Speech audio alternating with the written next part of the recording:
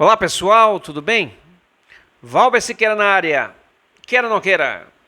E mais um vídeo aqui para vocês, um vídeo intitulado Retrospectiva de Direito Administrativo 2025.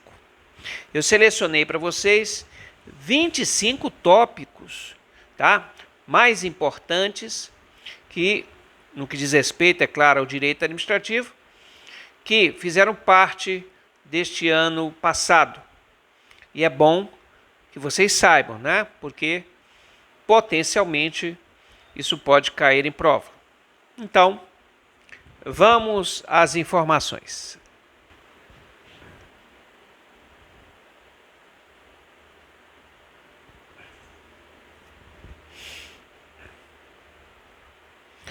Vamos lá. Aqui vocês têm, gente, Retrospectiva Direito Administrativo 2025, 25 tópicos, tá? E o primeiro tópico, meus amigos, emenda constitucional número 138, que fala sobre a acumulação remunerada de cargos públicos, cargos, empregos e funções. Essa emenda constitucional trouxe uma modificação no que diz respeito à acumulação de cargo de professor com um outro cargo. Continua, gente, na Constituição a possibilidade de um professor acumular com outro cargo de professor. Estamos falando aqui de cargos públicos, tá? A alteração é esta aqui, ó. Um professor agora pode acumular um cargo de professor com outro cargo de qualquer natureza. Lembre-se que a redação anterior era cargo de natureza técnica ou científica. Essa expressão acabou, foi abolida pela emenda constitucional número 138. Lembrando também, né, que vocês já sabem que a regra é não acumular cargos públicos. Segundo tópico, súmula 665 STJ. O que já são concursos, né, mais para promotores, procuradores, juízes, né, concursos de um nível maior, né, de exigência. E essa súmula aqui é do STJ, do Superior Tribunal de Justiça. O controle jurisdicional no processo administrativo disciplinar restringe-se à regularidade do procedimento. Então, o juiz só pode adentrar se o procedimento correu conforme o que a legislação estabelece, a regularidade, e, é claro, a letra B tem a ver com a letra A, né? A legalidade de todo o procedimento. Não é possível a incursão do juiz no mérito administrativo. Aliás, o ato administrativo também obedece esse ponto. Poderá ser analisada, entretanto, a desproporcionalidade da sanção que for aplicada. Então, de repente, não era para ter sido aplicada uma demissão e foi. Era para ter sido uma suspensão.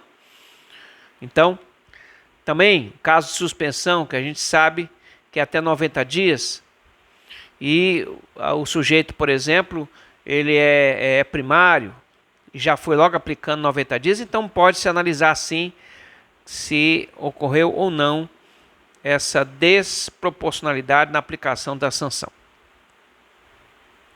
Essa aí, bastante conhecida, né, gente? Os guardas municipais, decisão do Supremo, podem fazer policiamento urbano. Agora, deverá ser respeitadas as atribuições de outros órgãos de segurança pública, para que não haja invasão, né, das atribuições de cada um deles. Essa decisão do Supremo Tribunal Federal tem repercussão geral, tá? Exclui-se para os guardas municipais qualquer atividade que diga respeito à polícia judiciária, tá? Polícia judiciária, claro que a guarda não pode desempenhar. E quem controla se a guarda municipal está ou não está realizando algo dentro de suas atribuições é o Ministério Público. Portanto, mais uma decisão do Supremo Tribunal Federal acerca das guardas municipais. Bom, mais um tema aí que tem a ver com parte de controle, tema 1287 do Supremo Tribunal Federal, Aqui eu acredito também que seja para concursos mais elevados, né? Ministério Público, Procurador, Tribunal de Contas, né? Juiz, enfim. O que ficou decidido? Que tribunais de contas podem julgar as contas de prefeitos que ordenam despesas. Meus amigos, o controle da administração pública pode ser feito pela própria administração através do controle administrativo, o controle de ordem judicial, que é aquele que é feito por provocação, e tem aquele, né, que é feito pelo legislativo, que vocês sabem que tem a função de legislar, mas também de controlar. Esse controle, essa fiscalização, dá-se-á com auxílio externo do Tribunal de Contas. Então, qual é a regra que conhecemos? Contas de gestão não são julgadas pelo Tribunal de Contas. O Tribunal de Contas dá apenas um parecer. Quem julga é o legislativo. Isso aí nós já sabemos, certo? E o Tribunal de Contas apenas julga as contas de gestão dos ordenadores de despesa. Pois bem, então o Supremo decidiu que tribunais de contas podem julgar quando prefeitos são ordenadores de despesa, porque nesse caso não são contas de governo, e sim contas de gestão, ok? É possível também condenar em multa e a devolução de recursos. A pena imposta não pode ter caráter eleitoral. Então, quarto tópico aí para vocês. Olha aí, gente, esse tema bem rapidinho, bem interessante. Quinto tópico, empresa pública e sociedade de economia mista, que são as estatais, tá? Então, eu sempre falei em sala de aula e foi confirmado agora, tá? Não existe possibilidade de falência. Não importa, independente do objeto social. Se prestar serviço público ou visar lucro, não pode falir. Então, se você ouvir alguém dizer, por exemplo, que os Correios vão entrar em falência, isso não pode. A legislação já não permitia e agora você já tem um posicionamento também acerca de jurisprudência sobre esse assunto, tá bom? Então, mais uma informação consolidada em 2025. Bom, aqui uma alteração na Lei 14.133, de 1º de abril de 2021, que vocês sabem que é a nova Lei de Licitações e Contratos Administrativos. É uma alteração logo legislativa, artigo 79, credenciamento, que vocês sabem que é uma das hipóteses de inexigibilidade de licitação, e foi criado um quarto ponto, né, sobre o credenciamento, o comércio eletrônico. Caso em que a administração visa contratar bens e serviços comuns, padronizados e ofertados no chamado Sistema de Compras Expressas, o SIC. Tá? Essa alteração foi dada pela Lei 15.266 de 2025, que será devidamente regulamentada. Ou seja, estamos falando aqui de compras pela internet. Tá? Desnecessário dizer que o comércio eletrônico dá mais agilidade, dá mais celeridade nas compras com serviço público. Bom, aqui nós temos no 7º ponto a Lei Geral de Proteção de Dados, agora uma redação de uma medida provisória 1317/2025, que corrige uma tecnia na lei, né, na Lei Geral de Proteção de Dados, acerca da ANPD, que então estava escrito que era uma Autoridade Nacional de Proteção de Dados, agora corrige, tá, gente? Aliás, uma parte lá dizia que era uma entidade, no caso é uma autarquia, e uma outra parte dizia que era órgão. Claro que entidade não é órgão, então corrigiu essa tecnia na lei. E detalhe, hein? Agora a ANPD é a Agência Nacional de Proteção de Dados, não é mais a Autoridade Nacional de Proteção de Dados. Está lá no artigo 55A da medida provisória, tá? E, claro que a medida provisória precisa ser convertida em lei, mas muito possivelmente, dentro do prazo legal, isso vai acontecer. Olha que tema interessante esse 8º, direito subjetivo à nomeação. Será que o candidato aprovado dentro das vagas tem direito subjetivo à nomeação? Nós já sabemos que a regra geral, sim, né? Se você foi aprovado no concurso público dentro das vagas, você tem o direito subjetivo à sua nomeação. Porém, o próprio Supremo Tribunal Federal afasta o direito subjetivo em algumas possibilidades. E agora criou mais outra. Se você passou dentro das vagas, mas se houve um fato superveniente, grave, pode acontecer que a administração pública extinga as vagas que estão estabelecidas dentro do edital e você fique sem assumir o cargo. Necessidade de extinção dos cargos oferecidos. Agora, em que situação? Se houver a superação dos limites de gasto com pessoal. Precisa ser devidamente motivada, tá? E detalhe, a extinção tem que acontecer antes do término da validade. Porque terminado o prazo de validade e não houve essa extinção, não pode mais fazê-la, tá bom, gente? Então, atentem para esse ponto. Quero também lembrar daquela outra situação, né? Se você for preterido, se a ordem rigorosa de classificação no concurso público houver alguma preterição, alguém em pior situação for chamado antes de você, que está na melhor situação, você também tem direito líquido e certo à sua nomeação, cabendo você ingressar com mandado de segurança. Bom, a altura mínima, gente, isso aqui inclusive eu entrei com recurso para 2 candidatas aqui no concurso para a Corpo de Bombeiros, tá? A altura mínima em cargos na área de segurança pública, é o tema 1424 do Supremo Tribunal Federal. O que acontece? Nenhuma lei estadual que diga respeito a essa área de segurança pública deve estabelecer uma altura mínima diferente daquela adotada pelo Exército Brasileiro. Então, que altura é essa? O homem, no mínimo, tem que ter 1,60 m e a mulher 1,55 m. Aqui no estado do Ceará, se não estava enganado, estavam colocando a mulher com 1,57 m. Isso não pode, tá?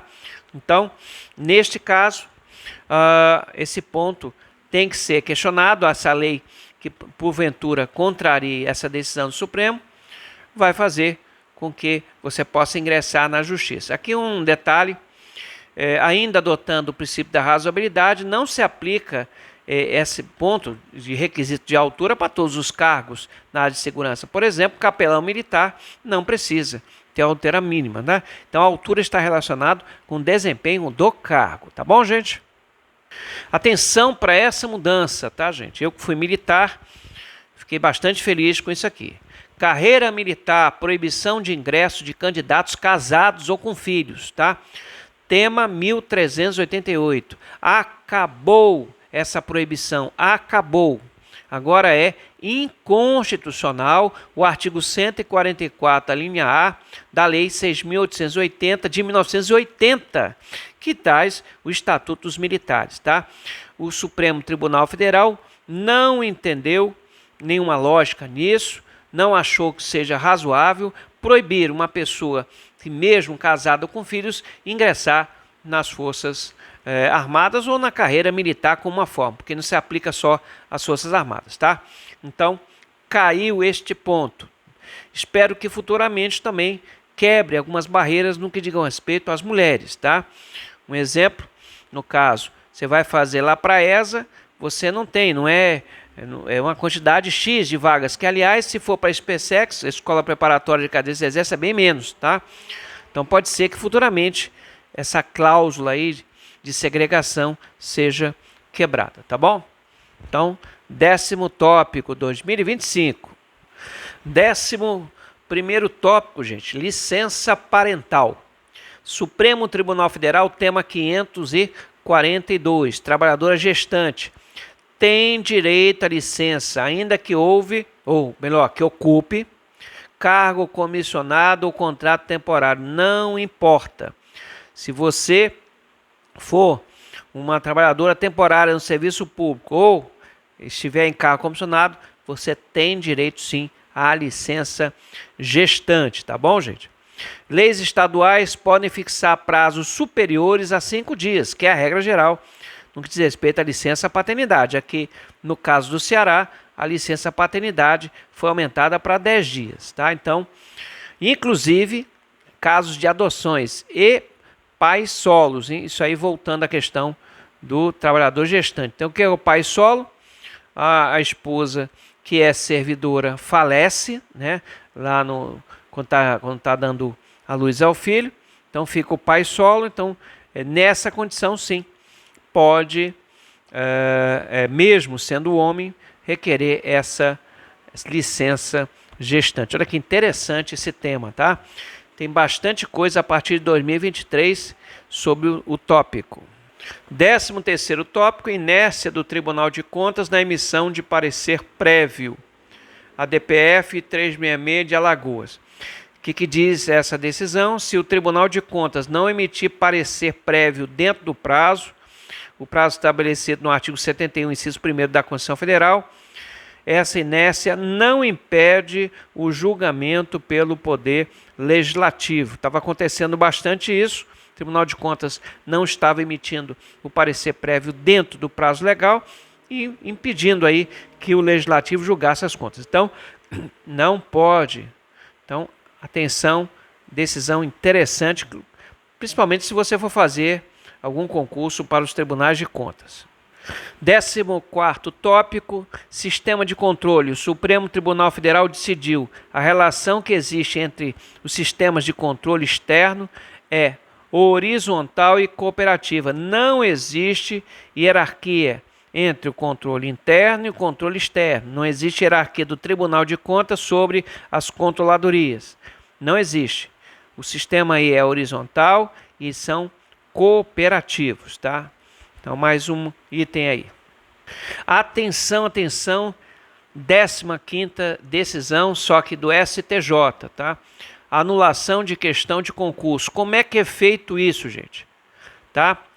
Se você quiser ou achar que uma determinada questão de concurso é ilegal, você deve buscar a anulação dessa questão, em princípio administrativamente, se não der, vá no campo judicial.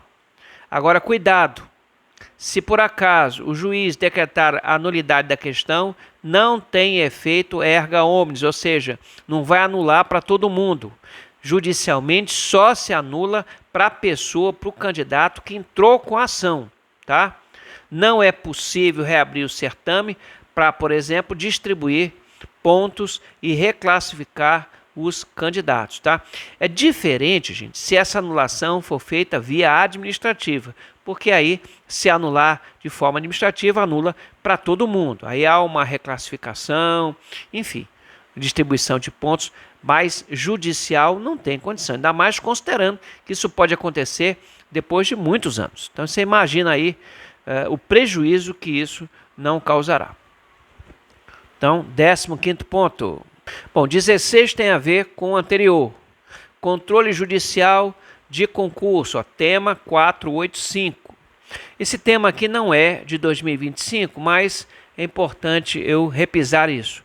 Não compete ao Poder Judiciário substituir a banca examinadora para reexaminar o conteúdo de questões e os critérios de correção, salvo se houver ilegalidade ou inconstitucionalidade. Um exemplo, se você provar na justiça que a questão não estava no edital, aí tem sim como juiz considerar isso ilegal e anular a questão. Agora, analisar se a questão foi bem feita ou não, enfim, isso aí é um mérito, né? E a gente sabe que o judiciário não adentra no mérito. Vamos lá, 17º ponto, dos 25 que vamos falar, mais uma decisão aí, só que do STJ, sobre as empresas estatais.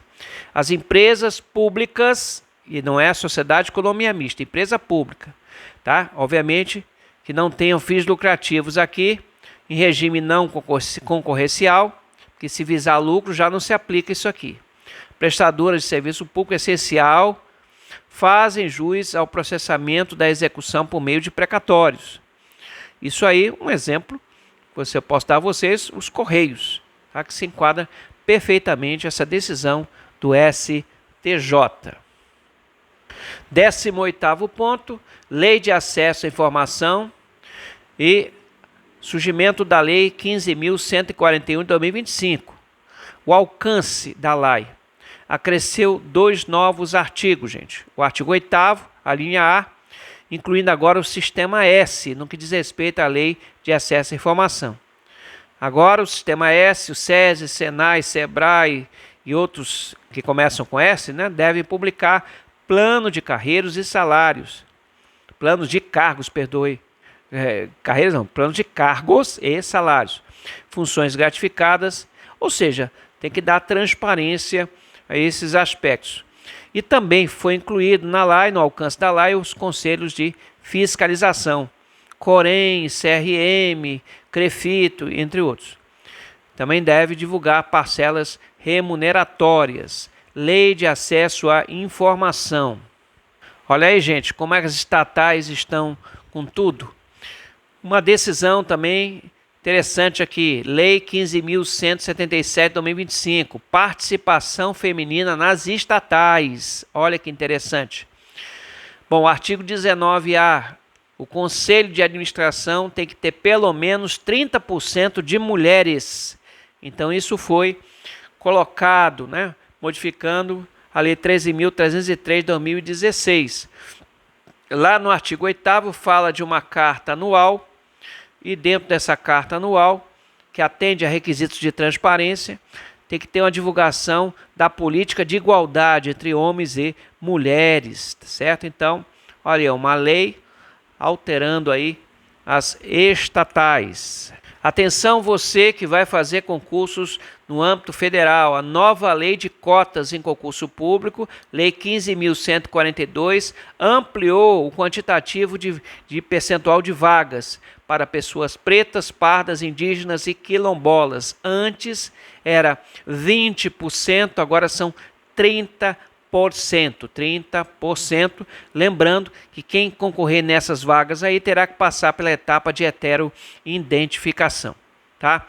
Inclusão e combate ao racismo estrutural é uma das bases para a formação dessa lei de cotas. Bom, sistema de compras expressas, olha aí, o SIX, que tem a ver com correio eletrônico, Lei 15.266 de 2025. Esse sistema foi inserido no Portal Nacional de Compras, né?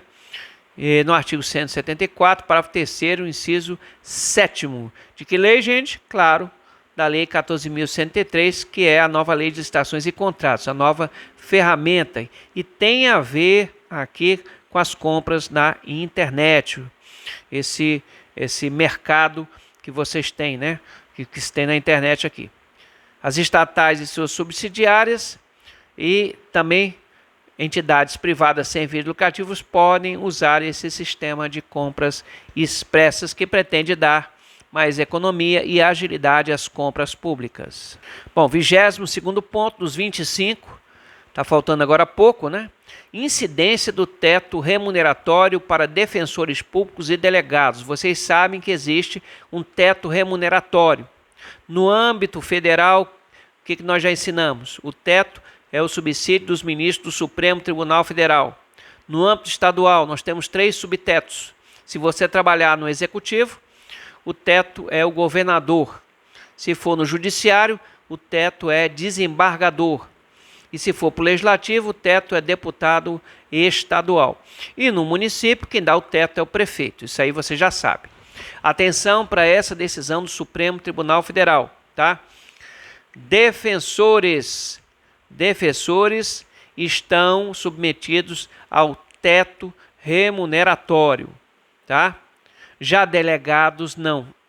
Então, se for delegado de polícia, não está ligado àquele teto relacionado lá, no caso, né, do Estado, né, que dita, né, o que está estabelecido. Então, delegado de polícia, teto do executivo.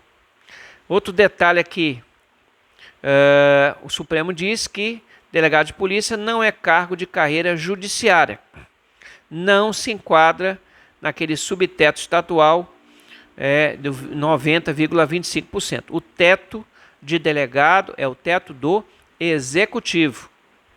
Já o teto de procurador do município não é o teto, isso aqui é tudo do Supremo, hein? Não é o teto do prefeito. Olha que interessante, tá? o teto para procurador, teto remuneratório do procurador do município é o subsídio de desembargador. Que decisões, jurisprudências relacionadas a essa parte do teto remuneratório. Bom, atenção mais uma vez, vocês que vão se submeter a alguma contratação temporária e, por acaso, vocês descobrirem que não foi feito o depósito do FGTS, porque sim, vocês têm direito ao FGTS. Vocês têm um prazo de 5 anos, esse prazo é prescricional, para ingressar com a ação judicial para a cobrança deste FGTS que não foi devidamente publicado ou colocado em sua conta, tá? Se você não fizer isso dentro de 5 anos, vai prescrever esse seu direito, tá? Então você que é contratado temporário, fique atento aí.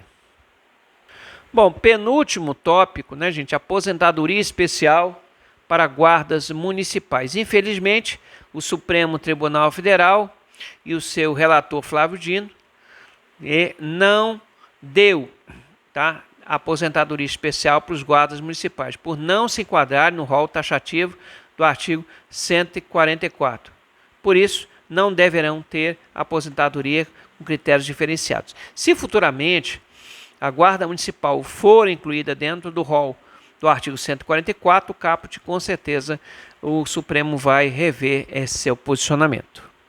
Bom, o último tópico aqui dessa nossa retrospectiva de 2025 tem a ver com a Lei 8429/92, que vocês sabem foi alterado pela 14.230 de 1º de abril, não, de 2021. Tá? Então, o que diz aí? Vocês têm lá um ponto, né, referente à prescrição intercorrente. Você sabe que a regra da prescrição para entrar com ações que combatem atos improbos tem a ver com 8 anos, né? Mas tem uma tal de prescrição intercorrente. Isso aí agora está suspenso. Tá? Então, existiu agora uma suspensão provisória da eficácia dessa expressão pela metade do prazo. Então, aquele que cai para 4 anos no que diz respeito à prescrição intercorrente. Então, aquele item está sem efeito. É uma decisão monocrática e deve ser ou não confirmada pelo pleno em momento adiante. Tá bom, gente? Então tá aqui, toquei para vocês os principais tópicos, espero ter ajudado. Para você que não é inscrito no canal, se inscreva, isso é muito importante, tá? Dê um joinha se achar que eu mereça e aperte o sininho para ser notificado toda vez que eu publicar um vídeo novo. Compartilhe, divulgue esse canal é feito para você. Valeu, pessoal, um abraço e até nosso próximo encontro!